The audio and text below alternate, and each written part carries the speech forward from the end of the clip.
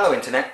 Regular viewers will know that I occasionally do book reviews or tie into a series. So for the Exorcist franchise I'll look at the books as well as the movies. One of the videos for Psycho Month was Robert Bloch's trilogy of Psycho books. I thought I would do a little review of Clive Barker's much anticipated The Scarlet Gospels. I've taken this to work and back a couple of times, but the gold leaf's coming off already. Which is a little annoying, but at least this is the UK edition, the cover to which is much cooler than the US edition. I'm going to be going into spoilery territory, so if you want the short version, this book, I would grade it a very frustrating C+ at best. It pains me to say. Anyone who's been eagerly awaiting the release of this book will have done so for one reason only, really. Apart from Clive Barker's return to horror fiction, it's the return of this character. First conceived in his novella The Hellbound Heart, which was developed into the movie Hellraiser. Then he was very much a sort of kind of hands-off custodian to the universe he created. He had some sort of involvement in Hellraiser 2, he had input and involvement with the Hellraiser comics, but the movies from part 3 onwards really had nothing to do with the world and characters he created. And I think his increasing frustration with the quality of subsequent movie sequels kind of stirred him to put the stamp of authority and the final seal, the final word really, on this mythos of his. He announced years ago that he was writing the death of Pinhead. It was going to be a crossover. One of his recurrent characters, the private detective, occult detective Harry de Moore, who appeared first of all in the Last Illusion in one of his books of blood, and subsequently in Everville, briefly in The Great and Secret Show and the like. These two characters would meet, and it's fairly safe to say that from conception to publication, what the story was has metamorphosized a number of times. Originally, he was to write another collection of short stories in the style of the Books of Blood, and one of these short stories would be The Death of Pinhead. Then that turned into a novella. Then it turned into an enormous tome, some 230,000 words long, that was then savagely, seemingly edited back to the 100,000 words, less than half of what we see published. And I suspect, reading this, that there would have been an inkling that there was more out there. Knowing that there's more than half again out there, I think that knowledge shines a light through some of the cracks and flaws in this, of which there are sadly many. There's great stuff in here as well. It's a real mixed bag. If you're still here, I'm assuming you've either read it or you have no intention of reading it and just like the sound of my voice, in which case subscribe and watch all of my other videos and comment on them. One of the downsides to this story being in gestation for so long is that occasionally Barker will be interviewed and he'll drop little nuggets and he'll talk about the story as it is at that point. So we have in the public domain through interviews of his some idea of some aspects of this story that were originally in it.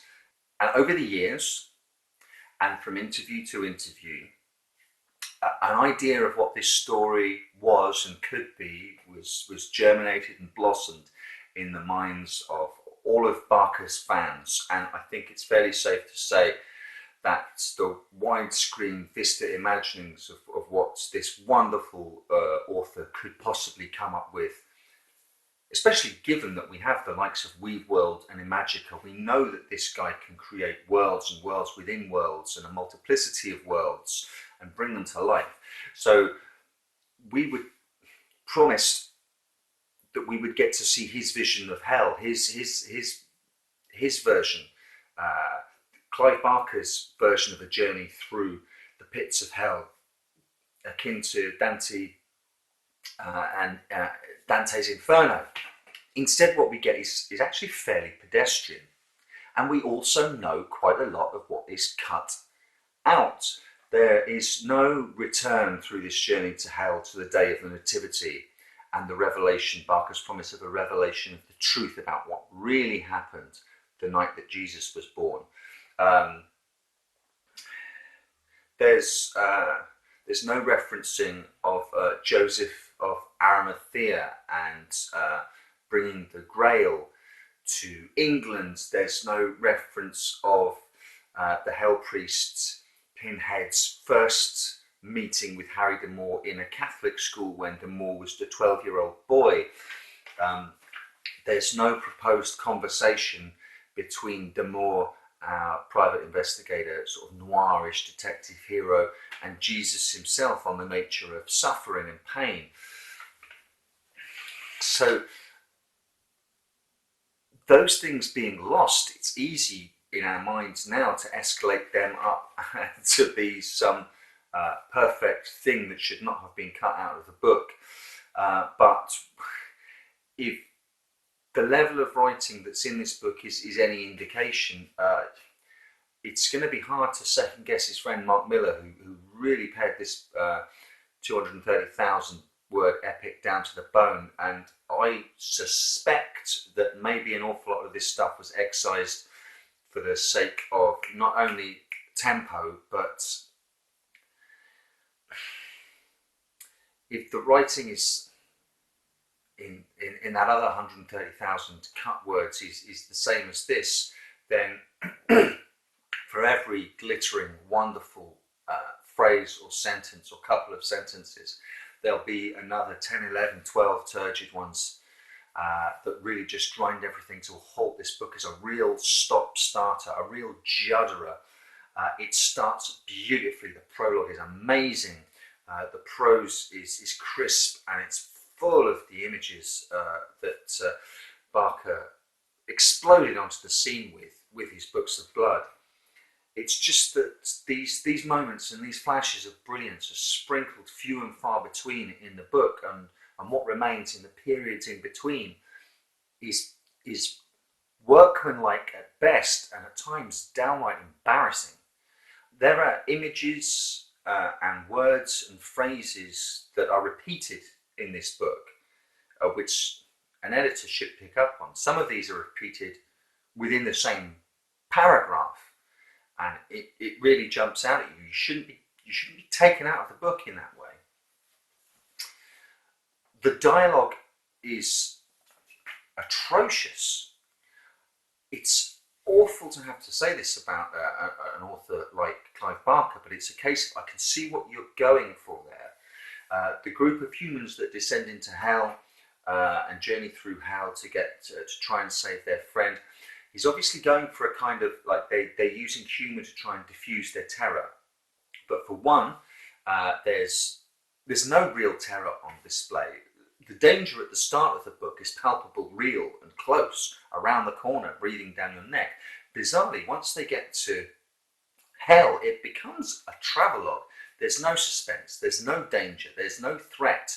So this use of humour to diffuse the situation is essentially, they either speak pretty much in sentences of just swearing, or sentences of just double entendre and innuendo. Really, their dialogue throughout their journey through hell is just littered with sexual innuendo upon sexual innuendo. And then the pendulum swings back the other way, and every time the Hell Priest speaks, that dialogue I think's wonderful. I think Barker has clearly blended the Cenobite character he initially conceived with Doug Bradley's interpretation of it, and the reinterpretation that Barker made of that character in the Hellraiser movie. Every time Hell Priest speaks, I hear it in Doug Bradley's voice. And then the character goes and does something let me be clear. The stately, regal, weary character that we know from the early Hellraiser movies is here, but is taken to extremis and has taken himself to the point where he wants to enact a coup in hell. So you have to see the cracks in some of that regality. You have to see the doubt behind some of that, and all of that is really interesting. And he does kill people in the traditional ways with the hooks and the chains and the like, exactly as we would expect. I would not expect this character in a million millennia to rape someone. He's not that hands-on. He's not that physical. The book swings from the sublime to the ridiculous too many times, and there are too many elements of the ridiculous.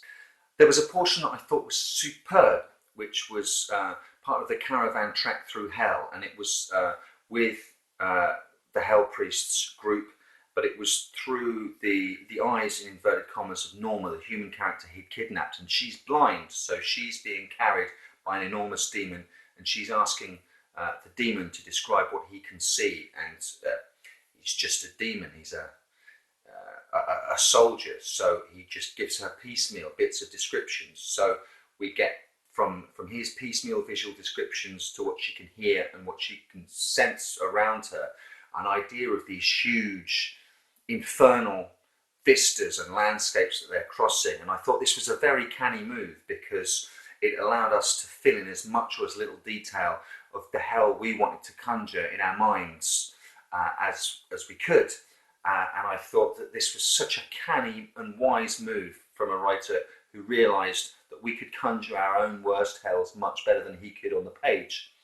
The only trouble is, and this is a prime example of one of the failings of the book, the narrative then cuts back to the group following to try and rescue her, and we go through exactly the same pieces of landscape through the eyes of multiple sighted people, and then he just goes and does away with everything that we've created in our heads, and the journey is literally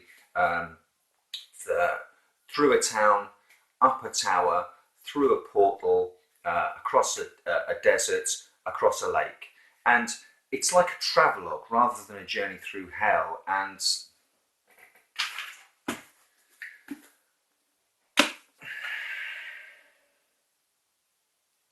I really wanted to adore this, and I know that Barker has had his illnesses, serious illnesses.